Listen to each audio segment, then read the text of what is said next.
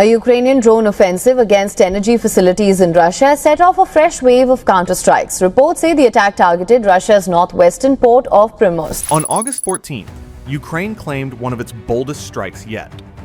A Russian cargo ship called Port Olya 4 was hit while docked in Astrakhan. Notably, this handles military supplies from Iran. Officials in Moscow brushed it off as minor damage at a civilian site, but satellite pictures suggest otherwise. Ukraine insists the vessel carried drone parts and ammunition bound for the front. If that's true, this wasn't just a ship going down, but a supply chain disruption deep inside Russia. How did Ukraine manage to hit so far and so hard? The strike happened at night. Ukraine's general staff later confirmed that its forces targeted Port Olya 4, a cargo vessel docked at the Olya port complex in Russia's Astrakhan region. That location matters because Astrakhan sits on the Caspian, hundreds of kilometers from the battlefield, and was seen as one of Moscow's safest supply points. Ukrainian officials said the ship was carrying drone parts and ammunition shipped from Iran. However, it was never an isolated claim. It matches previous reports from Western and Ukrainian intelligence that Iran has been funneling Shahed drone components through the Caspian route since 2022. Several independent outlets repeated those claims when covering the strike. When Ukraine announced the strike, analysts went ahead to look for proof. Satellite pictures taken after the attack showed burn marks on the pier and a blackened hull where Port Olya 4 had been docked. Those images, compared with earlier shots of the same site, attest to the fact that the ship suffered serious fire damage. Shipping trackers then confirmed the vessel's details. Port Olya 4 is a general cargo ship about 123 meters long, listed at just over 5,000 gross tons. Reportedly, it had been badly damaged, and some analysts said it partially sank while tied up at the quay. On the question of cargo, Ukraine said the ship carried Shahed-type drone parts and ammunition supplied by Iran. Several independent outlets repeated that claim because it matched earlier intelligence about Caspian transfers, but there is no verified manifest. What's certain is that the vessel was hit and burned. What remains uncertain is the exact count and type of weapons on board. Russia eventually released a statement of its own. Officials described material damage at a civilian port and insisted military operations were unaffected. That version doesn't match what the satellite evidence shows. The images point to a serious attack and suggest Moscow was downplaying the scale. Local port activity also supports Ukraine's claim. Reports indicated Olya's operations were suspended in the days after the blast while authorities secured the site. Put together, the imagery, shipping data, and port disruption show the attack genuinely occurred, and it was significant, even if the full cargo list is still unknown. The explosions in Astrakhan were powerful enough to draw attention even far from the docks. Residents described a deep rumble that shook buildings across the city, followed by a series of smaller blasts that lasted for minutes. Local emergency services logged multiple fire calls through the night, and plumes of smoke could be seen on the horizon during sunrise. Port activity stopped almost immediately. AIS data from cargo vessels showed ships idling near the Caspian approaches rather than entering Olya. 2 tankers scheduled to offload cargo that week diverted to Makhachkala, which is a smaller Dagestan port. Notices to mariners issued later in the day mentioned ongoing works and inspections, which says that the facility was shut down, at least temporarily. That said, even a short halt meant success for Ukraine because it pushed Moscow to interrupt a vital route. And that occurred at a time when drone supplies were pretty much needed for sustained strikes against Ukrainian infrastructure. Moving forward, the ownership of the vessel added another layer of context. Port Olya 4 is operated by MG Flot.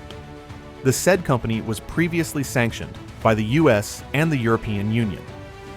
Notably, journalists have connected MG Flot to shipments of Iranian drone parts into southern Russia. Citing that background, Ukrainian officials said the shipment contained Shahed components and ammunition. Evidence of a drawn-out recovery weakened Russia's version of events. Satellite images from August 19th showed cranes, barges, and containment booms still positioned around the site. The vessel had not been moved. It remained alongside the pier, damaged on one side, instead of being taken away for repair. Salvage gear days after the strike pointed to damage below the surface, which could not be cosmetic. The impact, however, was unignorable in Astrakhan. The port keeps the city's wheels turning. Its sudden closure threw a wrench into military supply runs and daily business. Unfortunately, that left residents who depend on cargo traffic struggling to make ends meet. State outlets kept a tight lid on the coverage, but regional channels carried reports that people were on edge about safety and bracing for more attacks.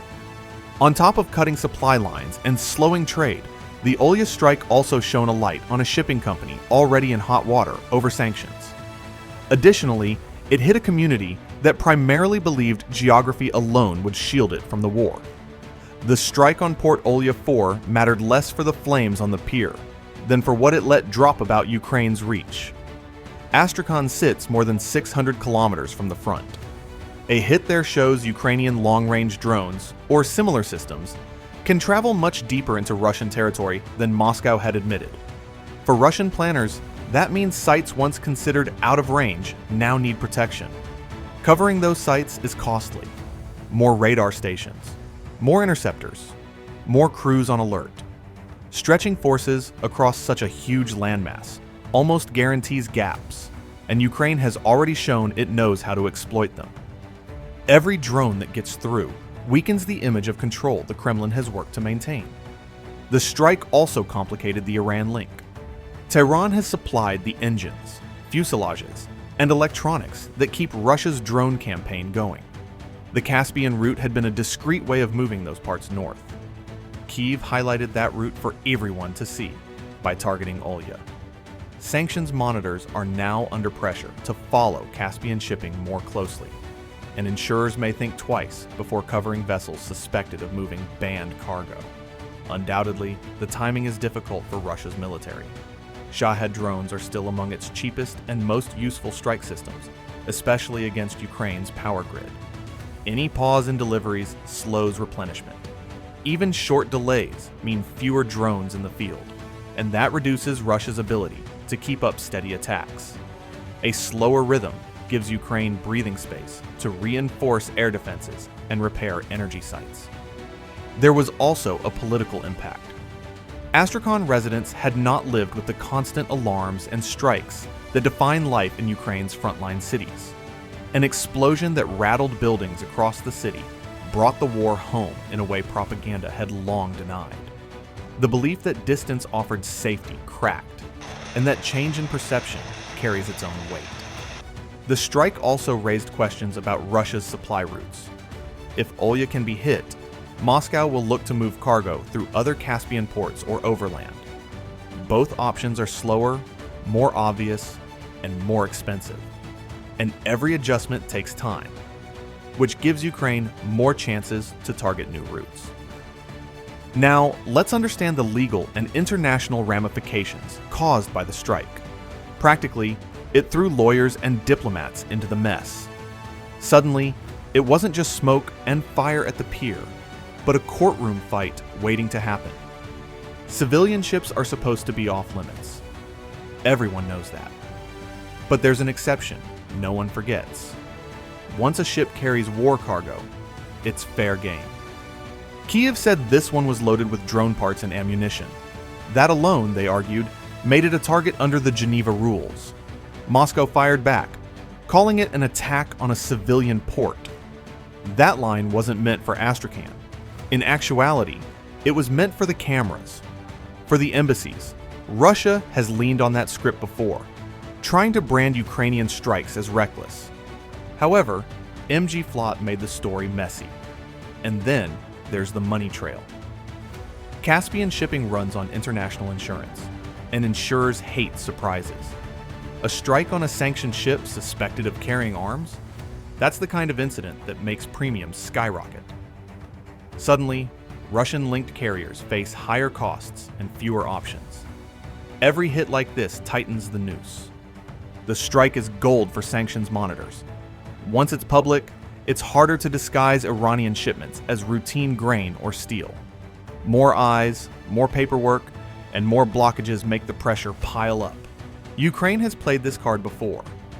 Fuel depots, rail yards, all were justified as part of the war effort. A cargo ship in Astrakhan slides into that same logic, even if no one has shown proof of what sat in the hold. What matters is the fallout. International law, sanctions policy, and shipping rules are all colliding in one blast. The hit on Port Olya 4 was proof that Ukraine can disrupt Russia's supply network in places once thought untouchable. That reality changes how this war is fought, and we'll keep tracking the moves that follow. Subscribe now and turn on the bell so you don't miss the next update. By the way, what do you think? Should Ukraine keep pushing deeper into Russia's supply chain or focus closer to the front? Drop your thoughts in the comments.